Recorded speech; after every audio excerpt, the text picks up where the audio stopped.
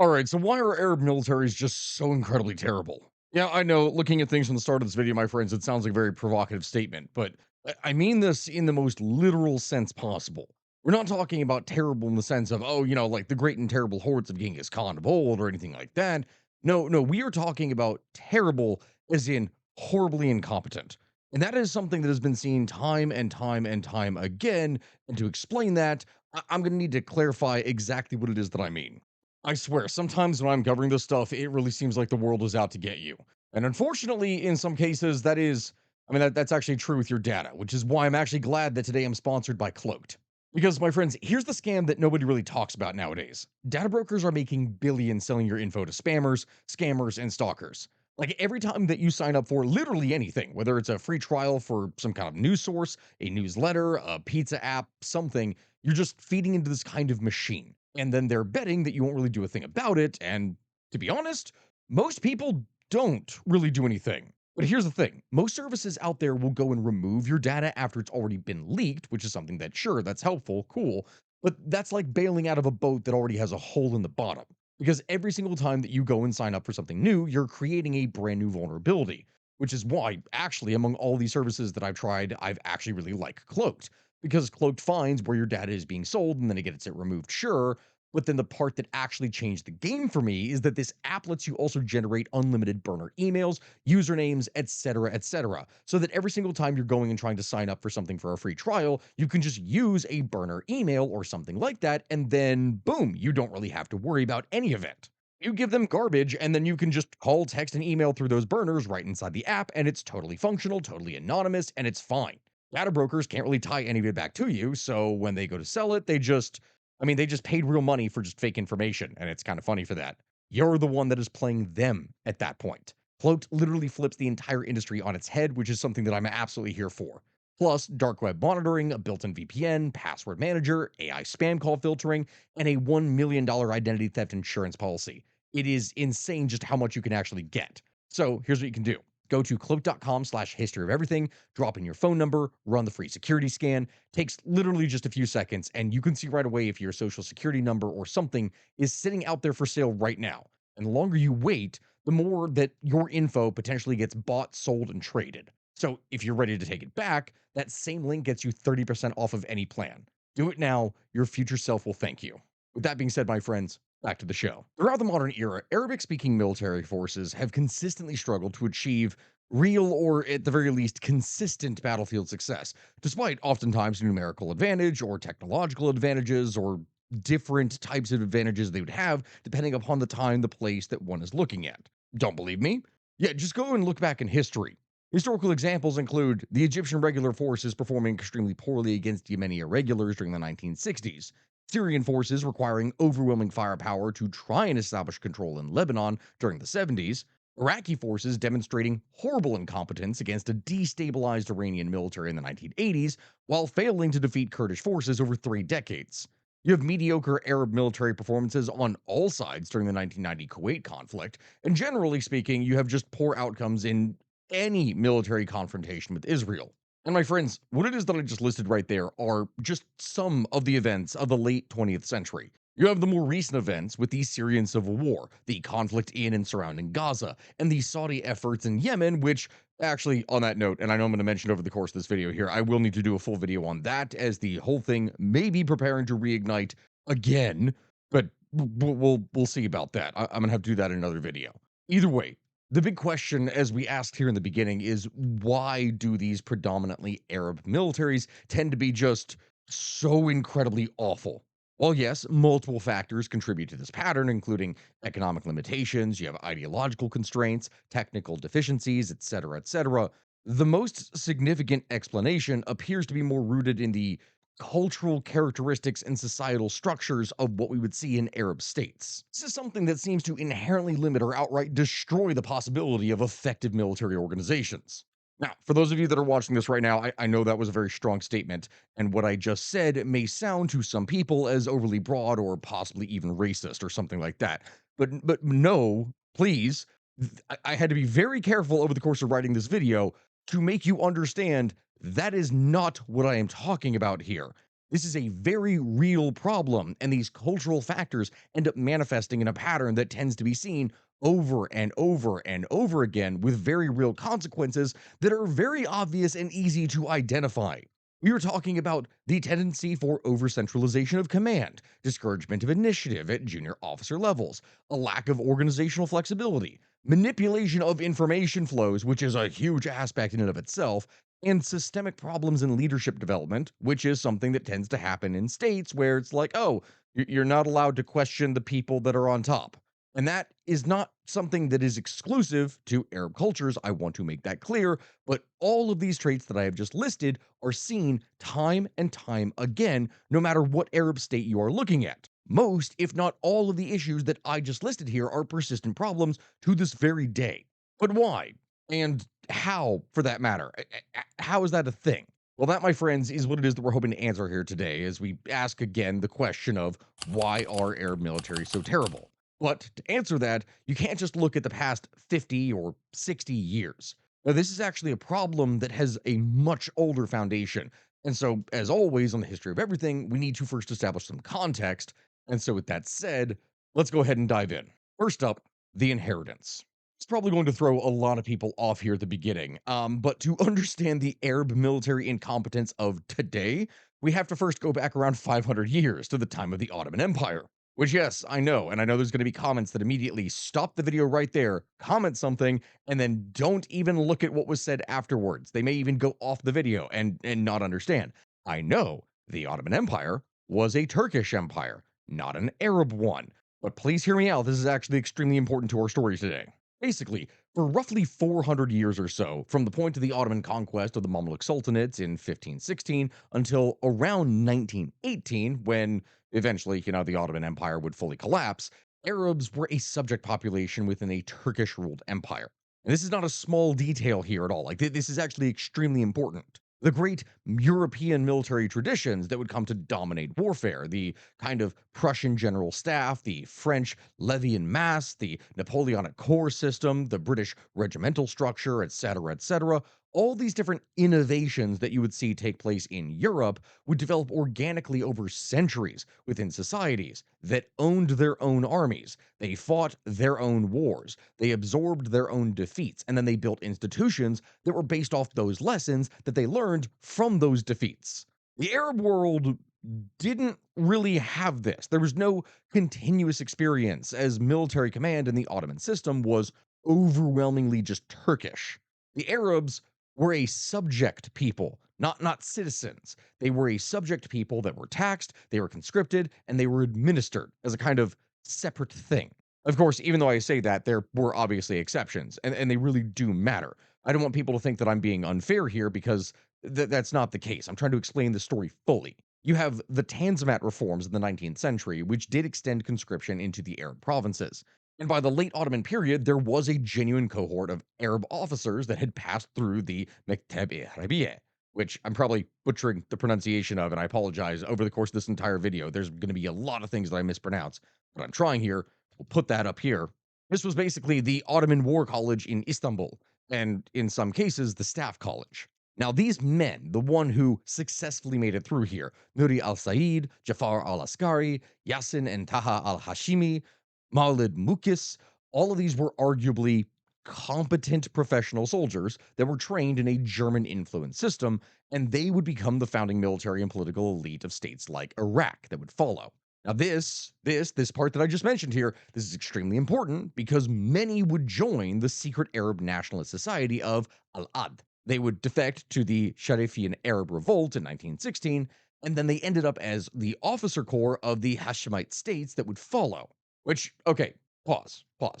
At this point, you would think, like, okay, hey, Stack, if that's true, then it means the Arab states, like Iraq, did actually have a base for a professional military. So what happened? Well, the answer is that unfortunately there were perhaps a few hundred of these officers that I'm describing in a region of tens of millions. And they constituted a very thin professional crust, not an institutional tradition that the rest of society would be able to enter into easily. And then they were spread across newly invented states that had no real shared doctrine, no shared staff culture, no shared institutional memory, nothing like that. It was simply not enough to modernize the total system. It's like the equivalent of if you had like a homeschool kid that watched sports on TV. They knew the sport. They maybe even had played a little bit of the game themselves in their street, something like that. But then when it is that they go to college and try to join that team, they're suddenly on their own and there's nothing else for them to do. They literally don't have an institutional basis to work off of. That's probably one of the best examples that I could give of this. I say that, but again, I want to be as fair as possible here. Egypt is the partial exception that does deserve attention because it complicates any simple, oh, Arabs can't fight narrative that you might see in the comments. Like, I guarantee you there's going to be a number of people that are saying this, and that's not true. Muhammad Ali Pasha, between 1820 and 1840, would genuinely build a formidable force by conscripting Egyptian people, drilling them under French officers, with many of them actually being Napoleonic veterans, and then create a supporting industrial base. Arsenals, shipyards, textile mills, all the different things that you need for soldier supplies and uniforms and different things. That army would perform quite well. It would conquer the Sudan. It would fight in Greece. It would occupy Syria. And at Nizib in 1839, it would outright destroy the main Ottoman field army. So thoroughly, in fact, that the European powers had to intervene militarily to save the Sultan from his own vassal. That is a very big deal. This showcases exactly what it is that I am talking about here for how it is that one can have a competent military. As it was, Egyptian peasant conscripts, properly officered and equipped, would beat the Ottoman Empire. That, theoretically, would hurt the narrative that we are explaining here. But, for those of you watching, please note the structure of the Egyptian military of the time, that is important. They had foreign professional officers. They had a Turco-Circassian command aristocracy that was not natively Arab, and they had a ruler with an absolute personal interest in effectiveness rather than just trying to protect his own regime. That last part is arguably the most important factor in this entire video, as you are going to see the opposite of that pop up again and again and again and again and again. And I'm going to repeat myself here and again because that is how much I want you to understand how important that factor is. And besides, either way, this exception to the rule was not something that was going to last. When the European powers forced the demobilization of that competent army under the Convention of London in 1840, the just growing institution was completely gutted, and it was never rebuilt again on the same basis.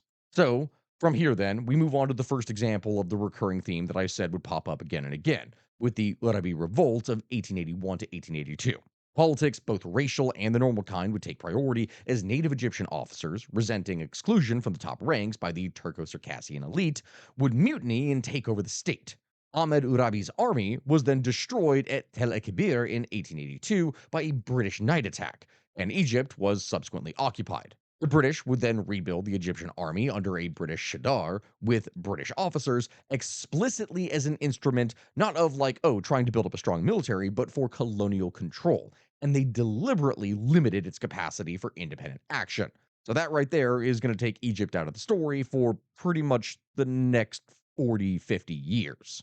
That brings us to the second part of the story: mandate armies and colonial control. The short several decades where European colonial powers effectively had control over former Ottoman lands, and then they would shape the states that would follow. Basically, the way that this went down was that after the year 1918, the British and French would carve out the Arab East into mandates and then create armies for the new states that would follow. Now, almost none of these were designed to fight foreign wars and be actual proper militaries.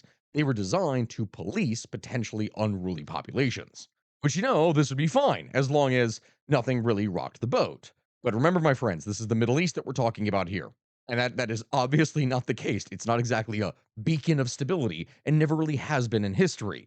So, with that, we're going to need to go through a couple examples how poorly all of this plays out. First up among these states, we have Iraq. Now, the Iraqi army was something that was founded in January of 1921 with the Musa al Qadim Regiment. This was something that was staffed at the top by ex Ottoman Sharifian officers and equipped by Britain. Its initial operation experience would come from the suppression of tribal revolts on the Middle Euphrates in 1935 to 1936. And also, most infamously, before that, you have the massacre of Assyrian Christians at Simel in August of 1933 under Bakr Sidki, an operation that made Sidki a national hero and gave the army its first taste of political power, we will say. Yeah, this is something that Sidki would want more of.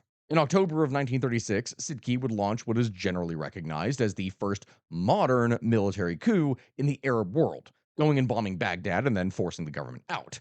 And this is, for anyone that is familiar with the story of the Middle East and also large parts of Africa, yeah, that is not the first time that something like this would happen. Then, later on, in 1941, a political movement known as the Golden Square of nationalist colonels would go and install Rashid Ali al Gilani. And this would align Iraq with the Axis in World War II, and that was then subsequently crushed by a British counteroffensive, in which, I kid you not, a scratch force of training aircraft at the Royal Air Force Habaniya would go and defeat an Iraqi brigade with artillery on the escarpment that was above it. Like they were so quickly crushed. And from this, you can then see it was here that the Iraqi army would enter independence. And they would have a track record from the very get go of, okay, they're really good at massacring minorities and overthrowing their own government, but they're also really bad and lose whenever they face a real opponent. Yeah, for anyone who's familiar with Iraqi history, that is not something that was going to change.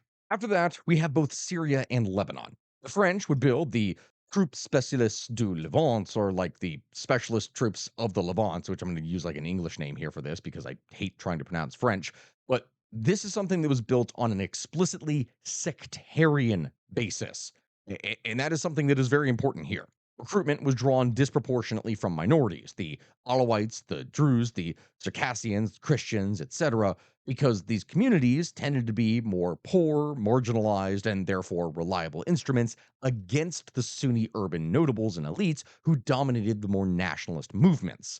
This was a group of people that the French could use in order to be able to exert their control because they would be entirely dependent on the French.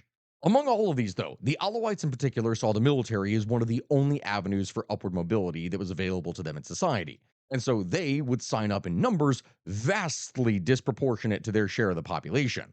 This is very important to mention because this single colonial personnel policy would thus shape Syrian history for the next century.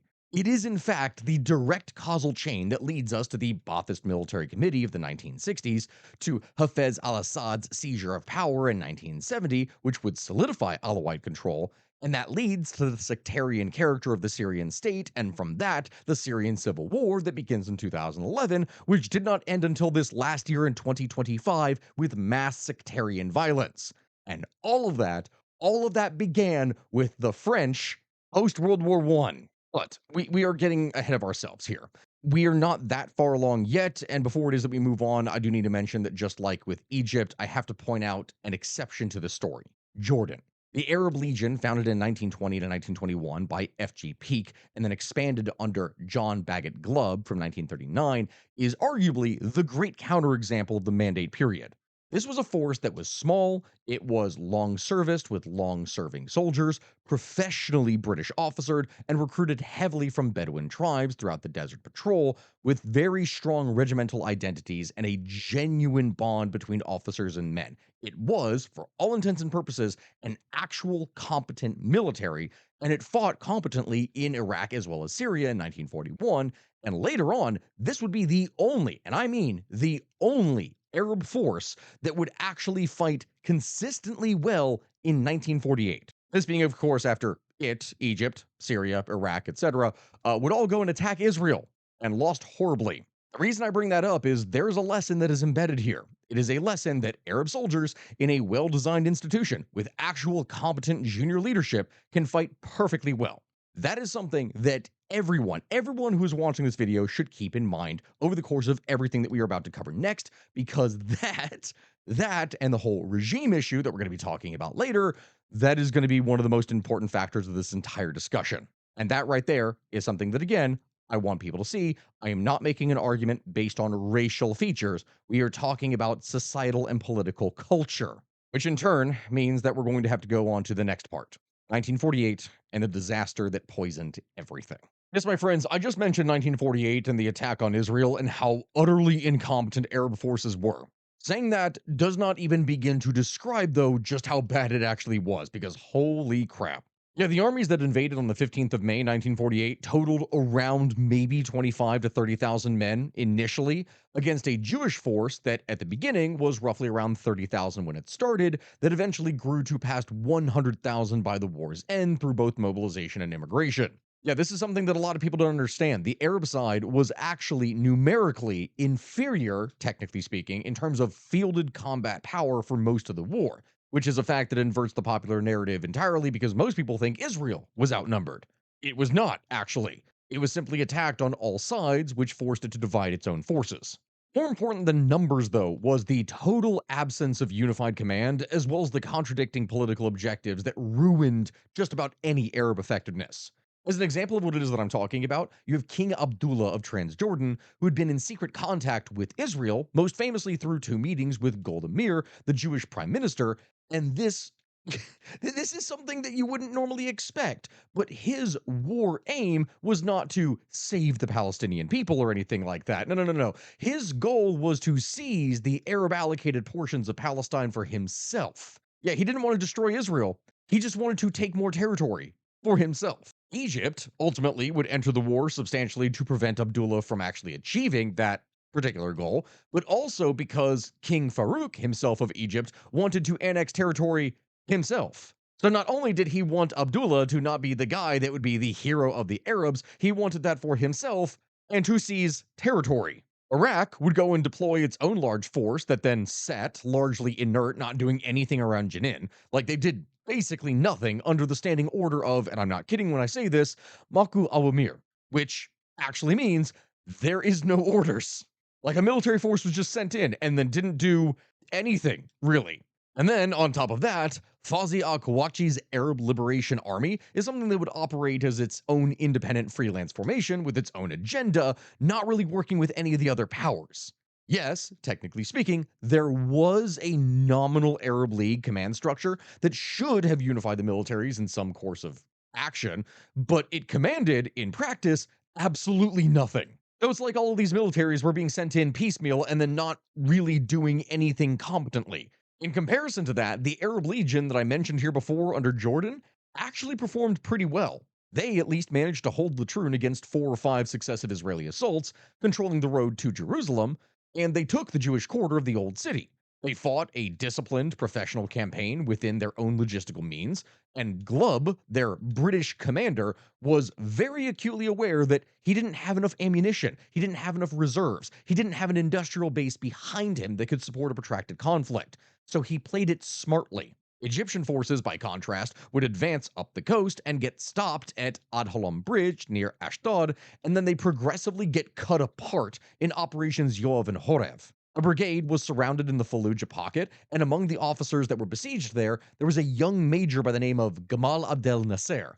Yes, that is the guy that, if you're aware of stuff for history, is the person that would eventually take over Egypt. Syrian forces would also do horrible as they attacked towards Degania in the Jordan Valley, and they got repulsed by settlers who were utilizing Molotov cocktails as well as 2 antique field guns that were back from before World War I. Like these things were over 40 years old already. In general, when you go back and look at the entire thing, and we're not going to go into every single detail, this is just one example that I'm bringing up over the course of this video. In general, the Arab forces performed terribly during the entire affair, and the psychological consequence of that was both enormous and also very specific. The Arab officers did not conclude that they had been outfought. Oh, no, no, no. Why? Why would they? It wasn't their fault that they sucked. No, no, no, no. They concluded that instead they had been betrayed. They had been betrayed by corrupt kings, by politicians who bought defective ammunition, and by an old order that was rotten to the core and had to be replaced. This narrative, whether or not it was accurate, which, yes, there is a degree to which this is true, especially when talking about the political complications and the competing goals the different powers had, that is something that gave the officer corps both a grievance as well as a moral license to do whatever they needed to do to fix the situation, which meant seizing power. And that, my friends, is exactly what they would do in rapid order across the entirety of the Middle East. Which brings us to our next part, the age of coups. What would follow, my friends, was the most concentrated period of military intervention in politics in modern history, arguably outside of Latin America. Husni al-Zaim would take Syria in March of 1949. Sami al-Hinawi would then overthrow him in August, and then Adib al-Shislaki would then go and overthrow Hinawi in December. And this is literally just in Syria. Like Syria would experience something like 20 successful or at least attempted coups over the following 2 decades, which is an insane number. Egypt's free officers would go and depose Farouk in July of 1952. Iraq's monarchy was overthrown and the royal family machine gunned in the palace courtyard in July of 1958 with Nuri al Said, the guy who, if you remember when I was talking about the old history with the Ottomans, he was the last of the old Ottoman trained professionals getting dragged through the streets and mutilated. Sudan would fall to Ibrahim Aboud in 1958. Yemen's imamate was overthrown by Abdullah al Salal in 1962. The Ba'ath Party would take Syria in 1963. And then you'd have Salah Jadid's faction, which took it back again in 1966. And then following that, Hafez al Assad would then take it from Jadid in 1970, which is where the Assad regime came from. Gaddafi would then go and take Libya in 1969. Every single place that you were looking at during this time, over a period of just around 20 years, it was coup after coup after coup after coup as different military dictatorships would take power. And here is the hinge of the entire subject we're talking about and why it is that I had to go through all of this. Once every Arab ruler understood that a colonel with a brigade and a radio station was able to take over a country in just a single night, the primary threat to every Arab regime became not some kind of outside power, not imperialist forces of Western Europe or anything like that. No, no, no. It became its own army. Its own army was the greatest possible threat that every regime faced. Nasser had come to power through the military. He had no intention of letting anyone repeat that trick again. Neither did Assad, Saddam, Gaddafi, the Saudis, or pretty much anyone else. From roughly 1960 onwards, Arab armed forces were designed, staffed, deployed, supplied, and trained, with regime survival being the primary design criterion for their overall units, and external warfighting was more secondary. You didn't really need to focus on your external enemies when were far more likely to have a lot more enemies inside your own country. In fact, the political scientist James Quinlivan would go and formalize this in a 1999 international security article called coup-proofing, its practice and consequences in the Middle East. And that is something that remains arguably the single most useful analytical framework in the entire field of study that we're talking about here. Because the mechanisms that he first identified and then what subsequent scholars were able to then go and expand upon would create a list of 6 things that we're now going to be able to go through that pretty much summarize the entirety of the problems within the Middle East and their military systems. First up, recruitment and loyalty. In pretty much every state that we could possibly describe here, if you have a key command position, that is something that is going to go to a relative. It is going to go to someone who is of your own religious group, co-tribalists, party loyalists, etc., etc. You have to give powerful positions to people that are close to you. Assad staffed the Republican Guard, the defense companies, the Air Force intelligence, and the missile forces with Alawites. His brother, Rifat, ran the defense companies. Ali Hadar ran the special forces. Ali Duba ran the military intelligence. Saddam relied on his own Tigridi population and the Al Bunasir tribe, with his cousin Ali Hassan al Majid and his sons Uday and Qusay being in critical positions. The Saudi royal family would go and distribute the Ministry of Defense, the National Guard, and the Interior Ministry among competing branches of the Saudi royal family.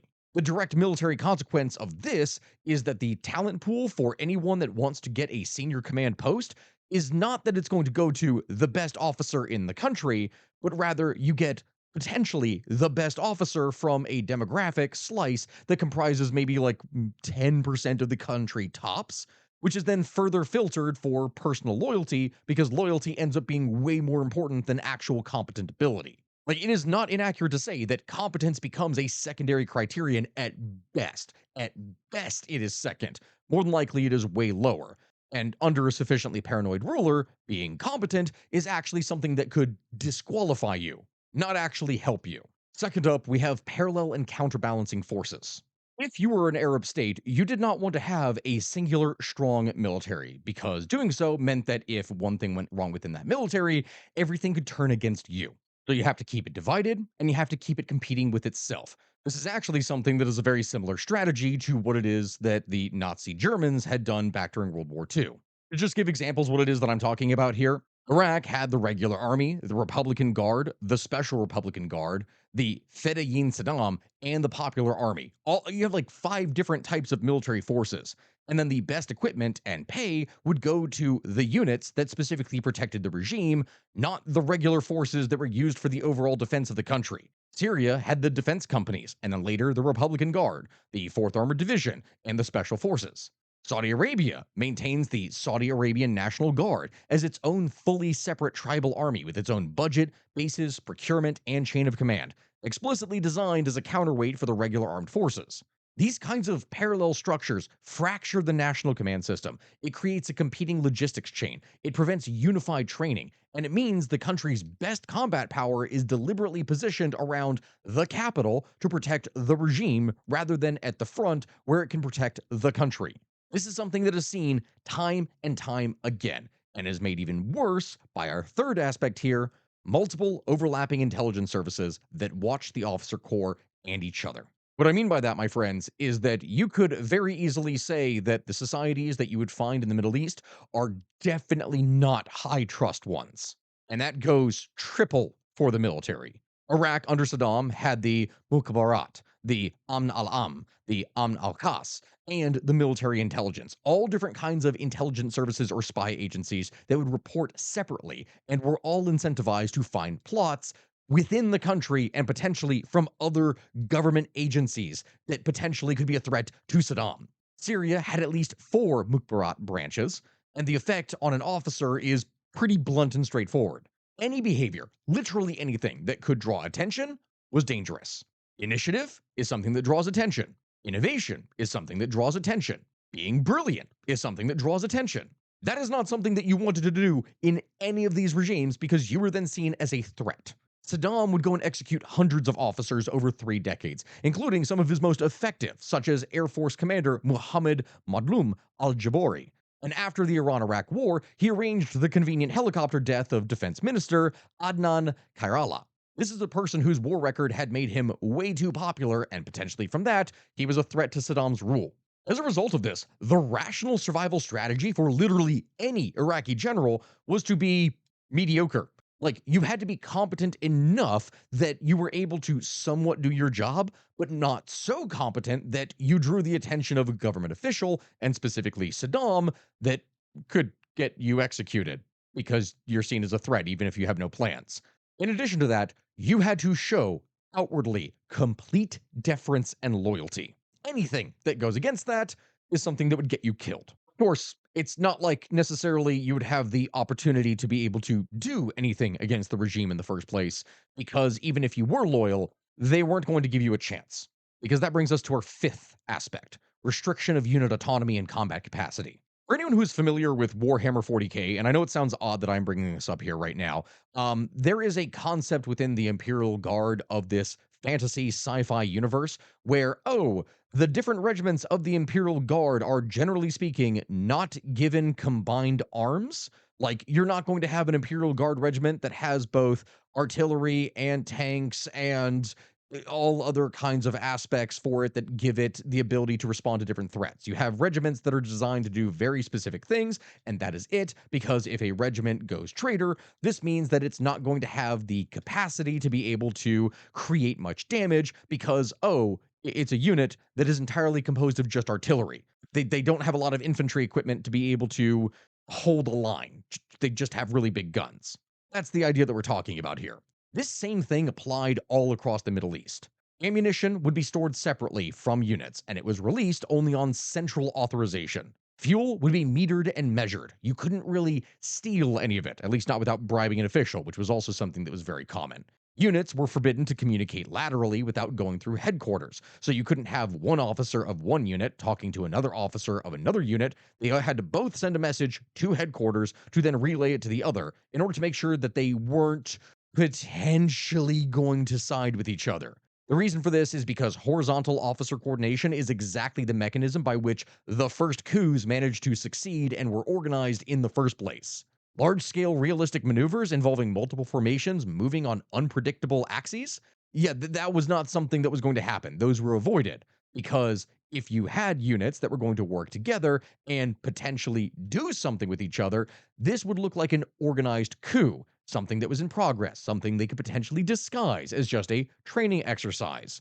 And also because they created the officer to officer relationships that made those coups possible. So, yeah, you didn't want them trained. Commanders were also rotated rapidly to prevent them from developing loyalty from their troops, which is also something that would guarantee that no commander ever actually mastered his own formation, his terrain that he was supposed to work in there, or his subordinates. There was no sense of loyalty or knowledge that was built up over this time. Literally, no one had any basis for anything. And all of this was by design and determined by the people at the top, which that is what brings us to our sixth point: personalized, over centralized command. Because the thing is, my friends, decisions would flow to the top and only to the top within Arab militaries.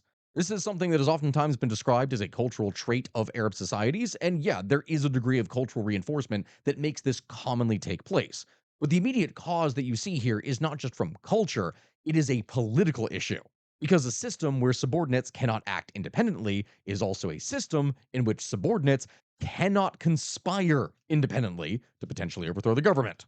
Now, consider what this all does to combat power. Modern combined arms warfare, the coordination of infantry, armor, artillery, engineers, air support, logistics, etc., etc., etc., all of this is a mutually reinforcing system, something that is executed at speed against a thinking enemy. And that is something that requires exactly the things that coup proofing one's military forbids. It requires lateral coordination between commanders who can communicate with one another and react on the fly. It requires junior officers to seize fleeting opportunities without asking for permission. They have to just do it. It requires accurate information to flow upwards, including bad news. Really big part right there. It requires realistic combined training. It requires commanders who know their units and how their units can actually be used. Coup proofing is something that systematically, from the beginning, from the very ground up, destroys every single one of these capacities. What such an army retains is the ability to execute a rigid, centrally planned, heavily rehearsed set piece operation, and then as soon as that plan is done or gets complicated, everything goes to crap. This is precisely, and I mean precisely, the pattern that historical records have shown us over the last 70 years, happening again and again and every freaking time again. Don't believe me? Or you think that I'm just spouting off stuff as a kind of generalization without giving proper examples? Yeah, that's not what I'm going to do here. At this point, even though I know it's going to take a while, we can now go through many of the examples of this so that if the picture is not clear to you yet, you can see exactly what it is that I mean. And when I say that these issues are things that have existed for decades and persist to this very frickin' day. First up, Yemen, from 1962 to 1967, Egypt's Vietnam. Before Saudi Arabia got involved in the most recent conflict in Yemen, Egypt intervened there in the Yemeni civil war 60 years ago to support the Republican coup against the Zaidi Imamate, and they stayed for around 5 years. Commitment would peak at around 55 to 70,000 soldiers, and Egyptian casualties were estimated to be around 26,000 men. The opposition was royalist tribal irregulars that were operating in mountainous terrain and supplied by Saudi Arabia as well as Jordan, and advised by a small number of British and French mercenaries. The way that this basically went down is that Egyptian forces would manage to hold the cities and the roads, and beyond that, not really anything else. They were road bound, they were tactically predictable, they were repeatedly ambushed again and again. Intelligence on tribal politics was extremely poor. Egyptian officers would routinely pay the wrong sheiks because they didn't know who they were actually supposed to be talking to or dealing with. Small unit operations in broken terrain, which is something that, demands exactly the delegated initiative and smart independent officers that Egyptian doctrine and Arab doctrine and Egyptian civil military politics would suppress. Yeah, that went badly. And so, frustrated with the lack of progress, the Egyptians would resort to chemical weapons, using phosgene and later mustard agents against villages, including Al-Qama in 1963 and Kataf in January of 1967, killing well over 100 civilians in the latter one that we just mentioned. The overall situation was downright terrible, and Nasser would himself later reportedly call Yemen my Vietnam. And crucially, this 5 year attritional commitment is something that left the Egyptian army's best formations tied down. Its logistics were strained, and its officer corps was heavily demoralized on the eve of June of 1967. Everything was a disaster, and internally, it wasn't really much better.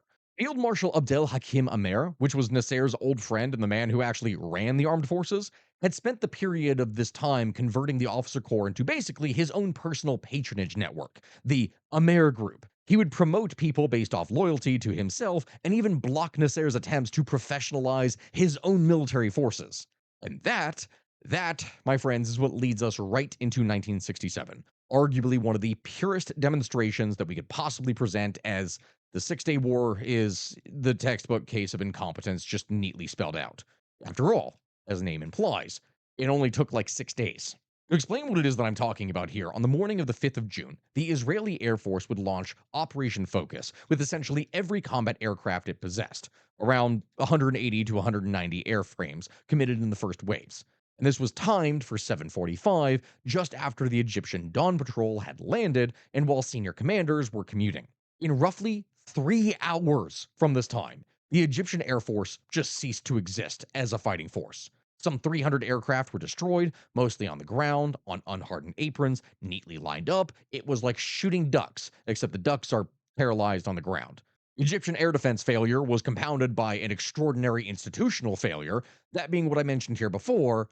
Amer and the entire senior command were airborne in a transport that were flying to the Sinai area during the attack. And so the anti aircraft batteries had been ordered to hold fire so that they didn't potentially hit him, meaning their command was paralyzed. And on top of their command being paralyzed, the forces on the ground were paralyzed. Then, on top of that, on the ground, things on paper should have been better, but they weren't. Egyptian defensive positions in the Sinai were not badly engineered at all. They were actually pretty good. The Katef Abu Agila complex was a deep, well constructed system of trenches, minefields, and dug in artillery that theoretically was a pretty good, strong position. But Israeli forces under Ariel Sharon would then take it in a complex night attack involving a heliborne paratroop assault on the artillery positions in the rear, infantry going and clearing the trench lines, and armor pushing through, which was a genuinely sophisticated combined arms operation. It was it was very effective. The Egyptian defenders in the trenches still fought very hard, and many of them died in that place to a man. The failure was not how courageous they were, because they fought and they fought hard. It was the position that they were in was entirely static. There was no counterattack plan. There was no ability to respond to an attack arriving from an unanticipated direction. And there was no capacity to coordinate their own artillery once the plan that they had was disrupted. They were basically paralyzed. But wait, it's about to get a lot worse. The decisive event came on the evening of the 6th of June, when Amer, panicking, would order a general withdrawal from the Sinai without any properly phased plan to do so, without really any covering forces, without designated routes or timings or anything like that. No, no, no. He just told everyone, go. And here's the thing you need to understand here, my friends. An ordered retreat is arguably one of the most difficult operations in all of warfare. It is something that requires exceptional levels of staff work and detail. And so, what resulted from this instead, considering all the problems that we have been describing, was not a retreat, it was a rout, with masses of vehicles funneling into the Mitla and Gidi passes, which Israeli forces had already blocked. And this area was then under continuous air attack. Egypt would, as a result, lose something on the order of 10 to 15,000 men and 80% of their equipment. It was a massacre. And yeah, that was terrible, sure, but it was about to get way worse, as Egypt was not going to be the only one that was absolutely crushed. The reason I say that is that Jordan's participation in the conflict would also go horrible, as its own forces were destroyed by a straight up lie from the Egyptians. Yeah, for anyone who's curious as to what I'm talking about, Jordanian forces were nominally under the Egyptian general Abdul Munim Riyad, and Cairo would transmit reports claiming that the Egyptian Air Force had not that it was destroyed. The Egyptian Air Force had destroyed the Israelis, and that Egyptian armor was already advancing into Negev. Sure, saying this was something that was great for morale, yeah.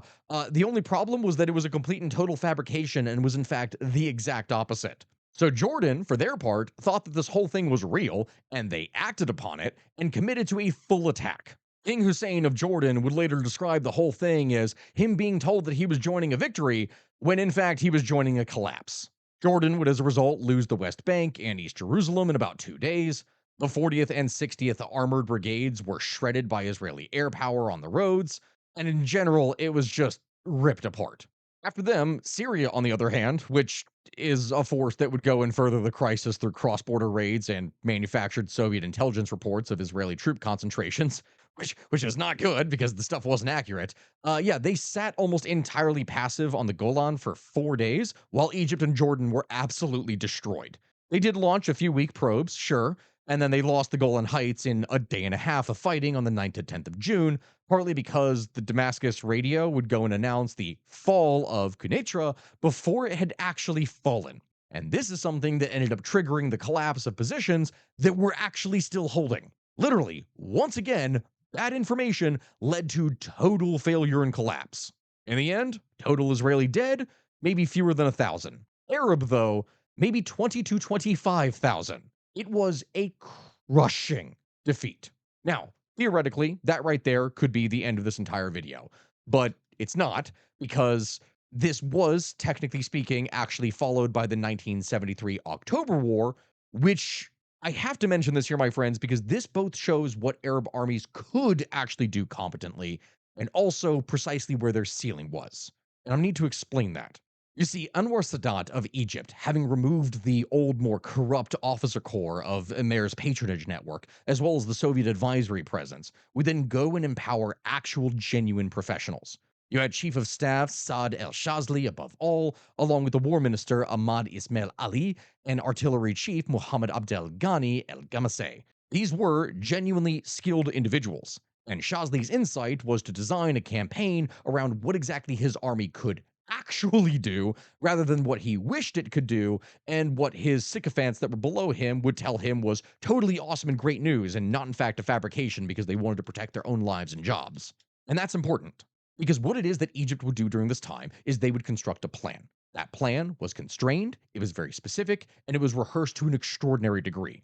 Egyptian engineers and infantry would practice canal crossings repeatedly for years on full scale mock ups until every single man knew his individual task to a T. The problem of the 60-foot sand rampart that the Israelis had bulldozed along the East Bank was something that was solved by a young engineer officer by the name of Baki Zaki Youssef, who proposed using high pressure water cannons to wash breaches through it, which was a rather elegant solution that was executed with German supplied pumps. The advanced depth was then deliberately limited to roughly 10 to 12 kilometers, as this was the effective coverage of the SAM belt on the West Bank. The SA-2s, the SA-3s, the new mobile SA-6s, the ZSU-23-4 Shilkas, and thousands of shoulder-fired SA-7s. Basically, anything and everything that the Egyptians could use to control the airspace, they would have covered within this region. Then, on top of this, crossing infantry would be saturated with AT-3 Sagar wire guided anti-tank missiles as well as RPG-7s because the Egyptians knew perfectly well that they were going to lose if there was a tank versus tank battle where it is that their own tank commanders couldn't really respond in a fluid manner. So, they intended to just not have one in the first place. And guess what? The plan worked, and it worked spectacularly. On the 6th of October, at around 2 p.m., 1400 hours, following a 2,000 gun artillery preparation, 5 infantry divisions would cross. Within about 18 hours, some 90,000 to 100,000 men were across. Over 1,000 tanks would then follow. The Bar-Lev line forts that Israel had were overrun or isolated.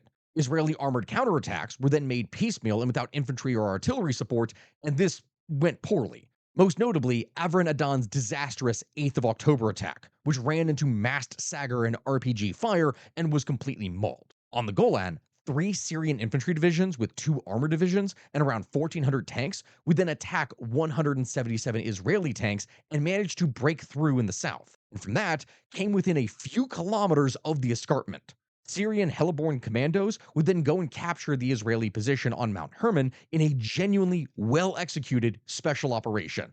Like, this was a plan that was working. That's something that I need to clarify to people right now. The Arabs could fight, but that is when the ceiling then appeared.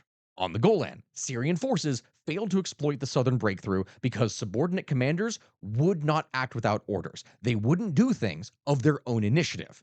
And from that, reserves were not committed at the decisive moment. The Israeli 7th Brigade under Yanush Ben-Gal would go and hold the northern shoulder of the Valley of Tears. And by the 9th to the 10th of October, Israeli reserves had reversed the situation entirely. They were no longer on the back foot. They were no longer surprised. That element was gone. On the Egyptian front, Sadat, under desperate Syrian pressure to go and relieve the Golan, and over Shazli's furious objections, would then order an armored offensive beyond the SAM umbrella that had been protecting them on the 14th of October. This would then be the largest tank battle since Kursk, and it was an absolute slaughter. Egypt lost somewhere between 250 tanks in a day against Israeli losses in just the dozens. The moment the Egyptian army left its own rehearsed script and its protective envelope, and then had to actually conduct fluid maneuver warfare against a superior adversary, it immediately reversed the situation back to 1967. 2 days later, the Israelis would go and exploit the seam between the Second and Third Armies, would cross to the West Bank, and would then roll up the SAM sites, which is something that allowed the Israeli Air Force to once again achieve supremacy, which from that, in turn, allowed the Israelis to encircle the entire Third Army. Shazli would go and urge withdrawing armor from the East Bank to go and deal with the penetration, and because of that, he was politically punished and relieved from his command. And yeah, so that was the end of that. In the end here, my friends, there are two main things that one can draw from all of this. Arab armies can, in fact, execute complex operations at a high standard when those operations are meticulously planned in advance, when they are rehearsed exhaustively, and they are constrained so that no subordinate has to actually improvise or do anything different or special. They fail, though, when literally anything outside of that plan happens and the situation becomes fluid, which is not a good thing. For anyone who has ever been in the military, you're probably familiar with the phrase, no plan survives first contact with the enemy. This is a phrase that has been proven time and time again throughout history, and it would be seen again throughout the Middle East over the course of Lebanon and the Bekaa Valley, because that's our next one. Our next example comes from when Syria went and intervened in Lebanon from 1976.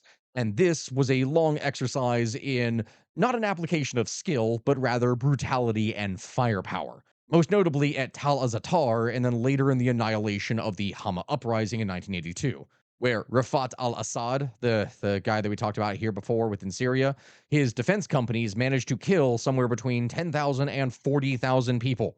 This is worth noting as a general pattern in the Arab world.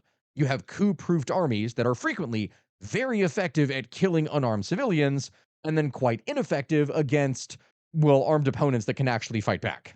Another example of that, then, is the Israeli invasion in June of 1982, which produced Operation Mole Cricket, the most lopsided air campaign in the history of aerial warfare. On the 9th of June, using a combination of unmanned decoy drones to trigger Syrian radars, ELINT aircraft to map emissions, and standoff anti radiation missiles, as well as E2C Hawkeye airborne controls, the Israelis would manage to destroy essentially the entire Syrian SAM network in the Bekaa Valley within hours. And then from that, destroyed something like 82 to 85 Syrian aircraft in the resulting air battles for the loss of basically nothing. Like Syrian pilots were flying capable aircraft, sure, but they were rigidly tied to ground controlled interception. And so once the ground control network was blinded and jammed, they had no actual independent capacity to fight, and then were subsequently shot down piecemeal as they arrived. Like one would show up, get shot down, next group would arrive, get shot, go down, and this would just follow again and again and again and again. Just downright terrible. Of course, with that being said, it should be noted though that the Syrian ground forces in Lebanon did perform considerably better than their air force, as Syrian commandos with Sagar and RPG teams would operate in the Shuf Mountains and inflict some real losses.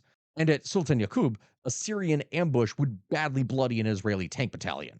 That pattern thus emerges again. You have dismounted, dug in, prepared, small unit defensive action, which went well. It was good.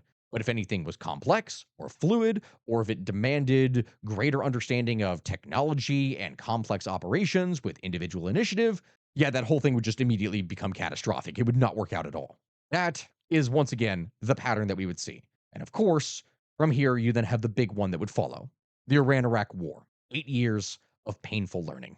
My friends, in order to understand just how incredibly stupid and bad this whole thing was, you need to realize that in September of 1980, Saddam Hussein invaded a country in the middle of a revolution. The Iranian officer corps had been purged already, imprisoned, and in many cases just downright executed. American spare parts for the military were embargoed. The command structure was an absolute chaos. Iraq had every conceivable advantage for this conflict, and yet somehow could not convert it into a victory. The initial offensive going in was tentative, it was roadbound, and it was slow. Khorram Shah would go and take a month of brutal urban fighting to take, and Abadan was never actually taken at all. The advance would halt well short of anything decisive, and Saddam Hussein would then go and declare a unilateral ceasefire and try to negotiate from a position that his army had failed to actually make strong in the first place. Iran, for its part, would refuse. They would reorganize, and from 1981, they would begin to counterattack, retaking Khorramshahr in May of 1982. From there, Iraq spent 1982 all the way through 1986 on the defensive, largely being saved by static fortifications, water obstacles, massive amounts of artillery, and then chemical weapons being used against Iranian human wave assaults. That is how they held on. And then, in February of 1986, Iran actually managed to seize the Fao Peninsula in an amphibious operation that the Iraqis had thought was impossible, that there was simply no way that they would be able to do. But they did. For anyone who was looking at this from the outside, it genuinely seemed that Iraq was screwed. But then, something genuinely interesting happened. Iraq got better. They improved. Under the pressure of, national survival being at stake, Saddam relaxed some, not all, but some of the coup-proofing constraints that had limited his army. The army was expanded from around 12 divisions to over 50. The Republican Guard would grow from a single brigade to 28 brigades and was made into a genuine mobile strike force that was recruited on a volunteer basis with better pay, training, and equipment. Staff work would improve. Officers were, for a period of time, actually promoted for battlefield performance. They were rewarded for doing well. I know it sounds crazy, but that is what was done. In April of 1988, the Republican Guard would retake the Fao Peninsula in about 35 hours in an operation of real competence, as this is something that had been rehearsed for months on a full scale terrain model of the peninsula that had been built in the rear. And from that, it worked. But that qualification that I just listed right there is everything. Iraq's 1988 offensives, the Tawakkalna ala Allah series, they were really good scripted operations, but they were scripted. They used overwhelming force, meticulous rehearsal, massive chemical preparation, limited objectives, all against an enemy that was exhausted and arguably collapsing. This was not evidence of a flexible, adaptive army that was actually skilled, it was evidence of practice. Along with that, Iraqi effectiveness would rise in direct proportion to how much Saddam relaxed coup proofing under existential threat. And then that ability fell once again immediately afterward when it is that he reimposed it. As an example of what I'm talking about here, theoretically, with such a veteran force, one would be able to achieve military success against some smaller internal enemies. But over the course of the 30 years that Saddam controlled the country, Iraq never defeated the Kurds. The Peshmerga in the northern mountains could not be beaten militarily. So from 1986 to 1989, the regime would conduct the Anfal campaign instead, systematically destroying thousands of villages, mass deportation, mass execution, and then launching chemical attacks that would culminate in the Halabja attack in March of 1988, where around 5,000 civilians were killed in just a day. Total Kurdish deaths are estimated during this time to be between 50,000 and 180,000. There really is no way to tell, but this is what a counterinsurgency looks like when an army cannot actually conduct counterinsurgency operations. It's just an overly brutal police force. That is probably one of the greatest examples I could give. From here, my friends, we have to move though in rapid order, as all of this incompetence would eventually have to result in total destruction. And that is exactly what would happen. A reckoning was due, and this is what would come about with the Gulf War, and then after that, Operation Iraqi Freedom. To describe what it is that I'm talking about, Kuwait's armed forces would collapse in a matter of hours in August of 1990 against the Iraqi invasion that was launched. The response to this from coalition forces was pretty much the same, but had the opposite effect. To explain what it is that I mean, my friends, yeah, the 1991 coalition campaign against Iraq was arguably one of the most one-sided major conventional defeats in modern history, as after only 38 days of air bombardment, the ground campaign would last a whopping 100 hours.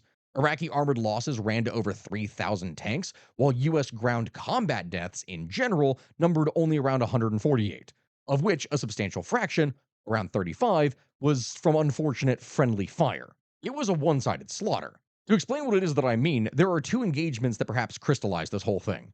At 73 Easting on the 26th of February, Eagle Troop of the 2nd Armored Cavalry Regiment, composed of 9 M1A1s and 12 Bradleys under Captain H.R. McMaster, would blunder through a sandstorm into the prepared defensive positions of the Tawakalna Division's 18th Mechanized Brigade, which was a Republican Guard formation, the best that Iraq had. And they would destroy roughly 28 tanks and 16 other vehicles in just about 23 minutes without losing a single vehicle. Then, at Medina Ridge the following day, the U.S. 1st Armored Division would destroy around 186 vehicles of the Medina Luminous Division in just around 40 minutes, losing only one or two vehicles in response. Now, looking at these events, I know that there's going to be people in the comment section that are going to say, oh, it was entirely down to technology. That's why this happened. And yes, technology does explain part of this. You have thermal sights that could see through smoke and sandstorm, 120 millimeter depleted uranium penetrators that killed T 72s at ranges that were way beyond what the Iraqis could reply with. You had GPS navigation in featureless deserts. You had total air supremacy, etc., etc. And yes, all of these are factors, but technology cannot be the only answer here. Because even badly outranged, competently handled Iraqi armor in prepared positions should have been able to inflict at least some meaningful casualties. The other major problem, as author Stephen Biddle and his analysis in Military Power would show, was that catastrophic failure of force employment would result in disaster.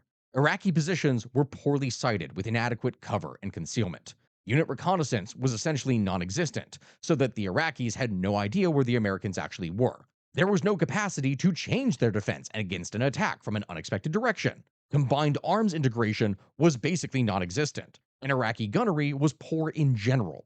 Even though the individual Iraqi crews frequently fought to the death in their vehicles, the system around them did not function, and they didn't then know how to use their vehicles because they were not trained competently enough to be able to use them because, oh go figure, those forces could be used against Saddam. Arguably, the one Iraqi operation of note was the Kafchi offensive in late January, in which the 5th Mechanized Division would launch a limited multi-pronged attack into Saudi Arabia, and that was actually a reasonably conceived operation, and one that briefly would manage to take the town, which was then subsequently completely dismantled by air power and then retaken by Saudi and Qatari forces with heavy US support. It ended in failure. Gulf Arab performance there was mixed at best, though it was the closest thing to at least a credible showing. In general, though, Iraq was crushed. And this, my friends, brings us to the events of the 21st century, from 2003 in Operation Iraqi Freedom and onwards. In 2003, the Iraqi regular army largely dissolved without fighting. Any major resistance that would occur largely came from irregulars, the Fedayeen, Saddam, and foreign Arab volunteers that would attack supply lines with technicals and RPGs. The 3rd Infantry Division's thunder runs into Baghdad on the 5th and 7th of April would demonstrate that a US brigade could basically drive through the capital of a nation at war of 25 million people, essentially just at will. There wasn't really anything that could stand against them.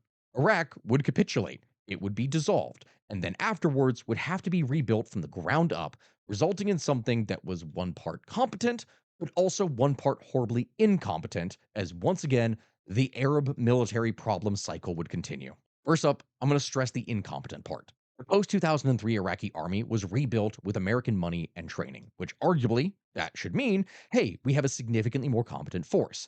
And to a degree, that is right. But then that same military was systematically coup-proofed by Nuri al-Maliki, who went and created the extra constitutional office of the commander-in-chief to bypass the defense ministry and would purge competent Sunni and secular Shia officers and install loyalists, and then presided over a command system in which posts were being purchased, as well as ghost soldiers being named on payrolls whose salaries were then pocketed by their commanders. This is a problem that would proliferate over the course of the next decade, meaning that the Iraqi army, utilizing American money, basically became a trained force on paper that was nothing more than a shell. Prime Minister Abadi's audit in late 2014 would find 50,000 ghost soldiers on it, as an example. That is 50,000 men's salaries that didn't actually exist and were being paid as bribes basically to commanders. Or not even bribes, that's actually just the commanders putting those forces in or saying that they're there and then pocketing the money themselves. That's just embezzlement. The result? In June of 2014, you had the collapse of Mosul. 2 Iraqi army divisions plus federal police on paper were 25 to 30,000 men with armor and artillery. And this is something that disintegrated over just a few days before an ISIS force that is generally estimated to only number at around 800 to 1,500 fighters. That is it. Commanders would abandon their posts, soldiers would strip off their uniforms and flee. Hundreds of Humvees, artillery pieces, and tanks were captured intact and then used to conquer a third of Syria. This was a totally embarrassing failure after a decade of US investment to change what sadly has been basically a standard and expected trait of Arab militaries. So, yeah, that's the bad part. That's the incompetent part. But then we have a bit of the counter case. It's not always like this. The force that actually retook Iraq was the Counterterrorism Service, the Golden Division, something that was built from 2003 to 2004 by US Special Forces on deliberately different principles. You had recruitment based off merit and physical and intellectual testing. You had deliberately mixed sectarian composition. You had high pay, intense selection processes with high washout rates that would actually remove those that weren't capable. You had empowered junior leaders and a chain of command that would run directly to the prime minister that insulated it from the military patronage systems that were being established. Roughly 10,000 men, it led Fallujah Ramadi and the 9-month battle for Mosul from October 2016 to July of 2017. One of the most intense urban battles since 1945. And there, they absorbed casualty rates that reportedly exceeded 40% in some units, which, for any military around the world, 40% casualties would shatter most forces. But they did it, and they did it successfully. This is a force from the same country, with the same population, the same ethnic and sectarian material, but it had the opposite institutional design. And from that, it had the opposite result. That is what we are trying to get at here. And so that, my friends, brings us finally to the last event, Saudi Arabia and Yemen, a conflict that has been kind of sort of ongoing since around 2015.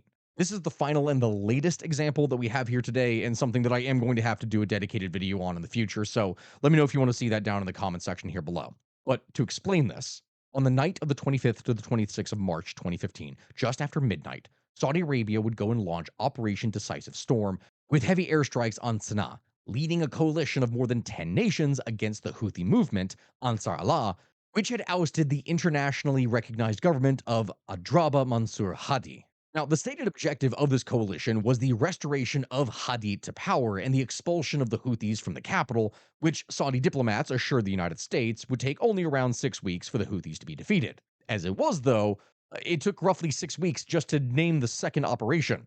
Operation Decisive Storm was declared complete on the 21st of April 2015, 28 days in, and then was immediately replaced with Operation Restoring Hope, a rebranding that fooled nobody. This being because the strikes were still continuing at the exact same tempo. The war would then run at that same pace for another 8 years, not 6 weeks.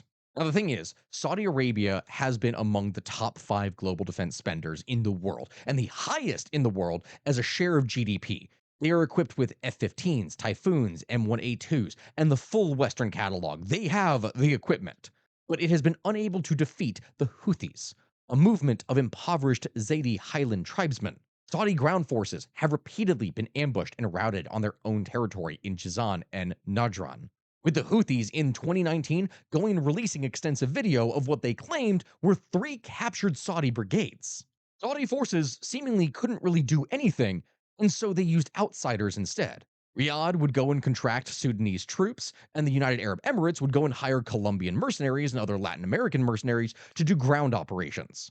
The UAE, for its part, notably, actually performed considerably better, as its forces were smaller, more professional, volunteer-based, and were reasonably effective in taking Aden in 2015 and Mukalla in 2016.